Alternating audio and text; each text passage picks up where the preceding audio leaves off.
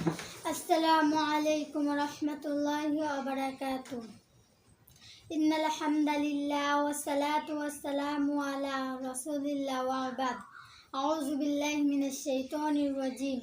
सलामुन कौलन मिर रब्बिर रहीम। अस्सलामु अलैकुम, अस्सलामु अलैकुम, সালামু আলাইকুম, সালাম না, আমরা এভাবে সালাম দিব না। আমরা সালাম দিব সহিভাবে, শুদ্ধ করে, বিনয়ের সাথে, আন্তরিকতা দিয়ে।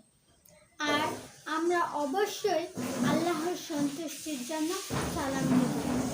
আমার আজকের ভিডিও সালাম নিয়ে।